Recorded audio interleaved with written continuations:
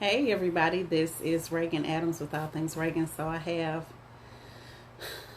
13 minutes to say what I gotta say and pop off of here because I'm not missing Queen Sugar. So I'm super excited about that. And I don't watch TV a lot, but listen, when fall and winter come, I'm all about it. So now I'm gonna be quick. I have been wanting to talk about this for a minute, and I actually made a video on it last year sometime, talking about your purpose and your partner should match.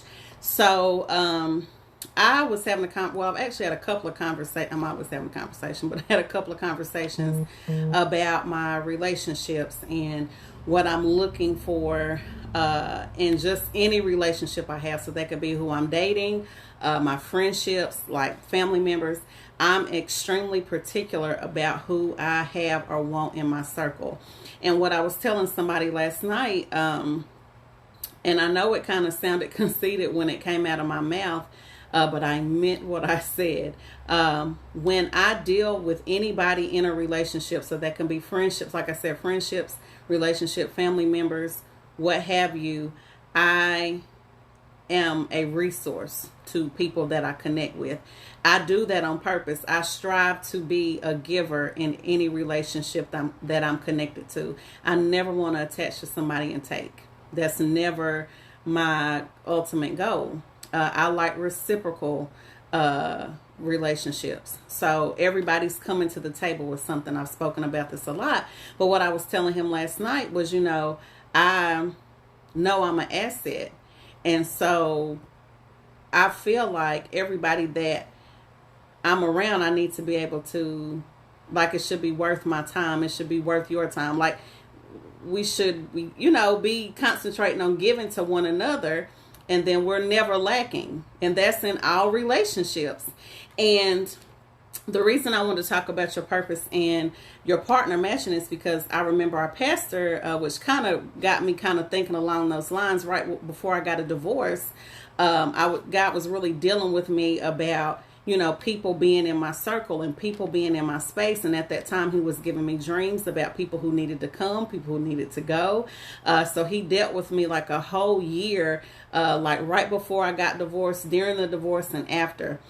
And just being very specific about who he wanted in my life, because he was going to be taking me to these different places and everybody just cannot go. So I needed to start weeding some things out.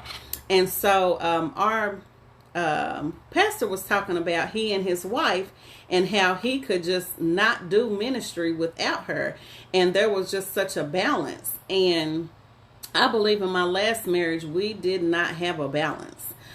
We had like some of the basic things together, but again, when I met him, I was 19 and we were just we kind of grew together. So it's kind of like he was my boyfriend off and on, that type of situation. Then we were together so long, it was just like, well, let's just go ahead and get married. It was a thing to do. But when I did that, I did not know who I was. I didn't know what I liked.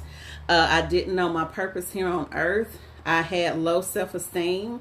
I didn't know anything about myself. So here it was, I had just graduated from college. He asked me to marry him a few months before I graduated. I wasn't even planning on coming back to Knoxville. I was planning on moving to Charlotte. That didn't happen. I came back to Knoxville, which was definitely not my intent, and had to settle in. And I really believed, and I know this is going to sound crazy because I'm still friends with some of my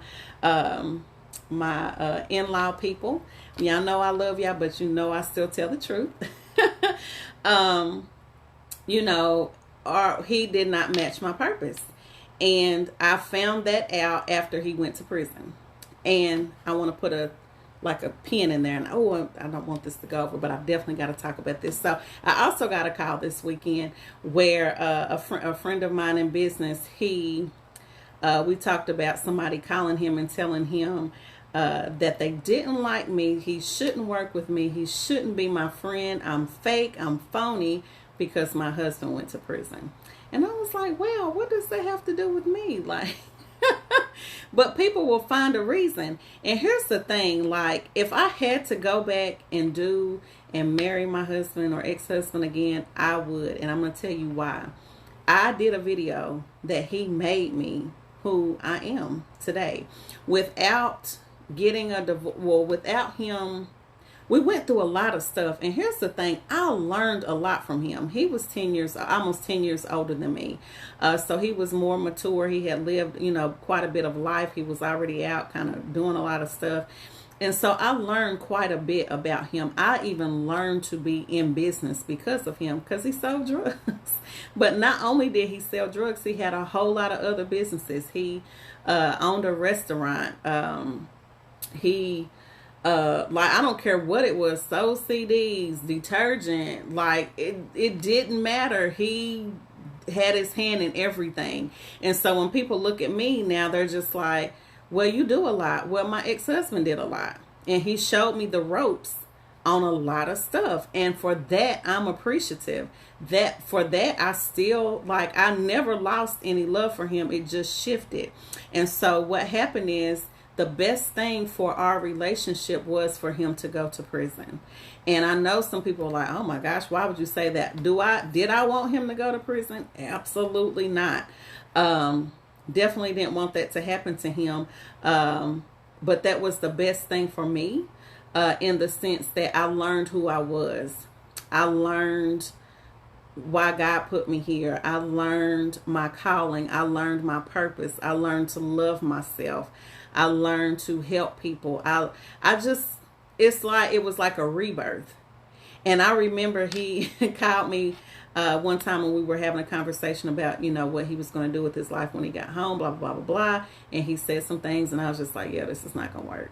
We're not on the same level. And I knew at that point from his answer that, he didn't have the capacity to hold me. He didn't have the capacity to hold my gift.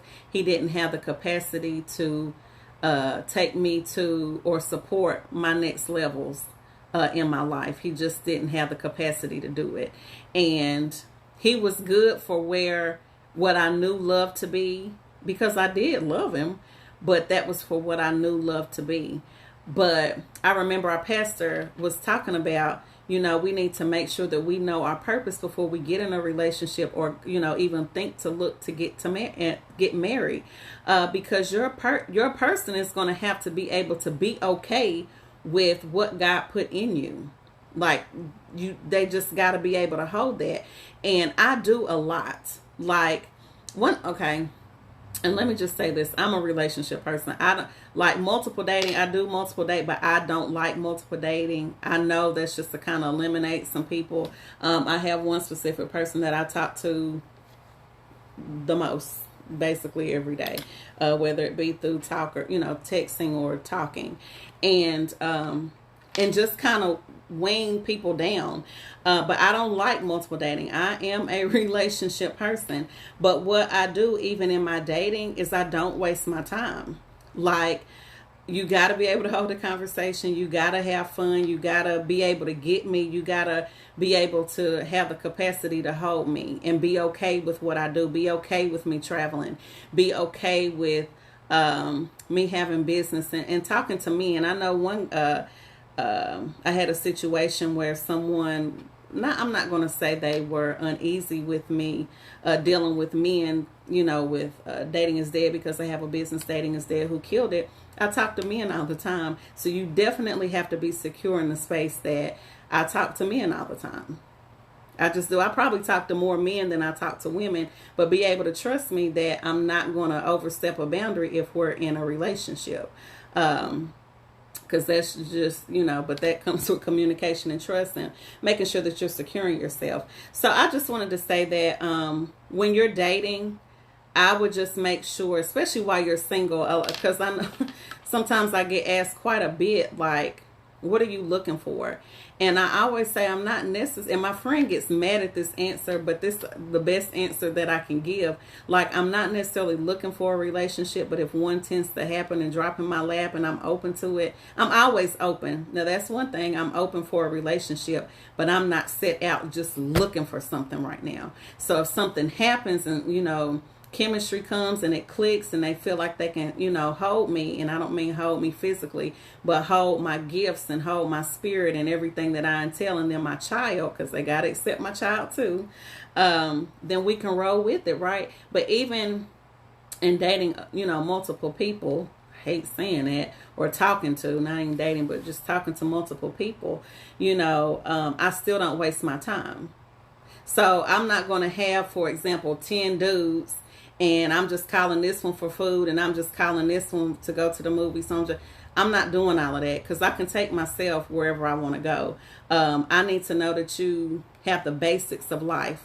So food, shelter, clothing, car, you got your basics, that you're able to maintain a conversation with me, that we can talk about just about anything, that you're open, that you're emotionally stable, you're emotionally sound.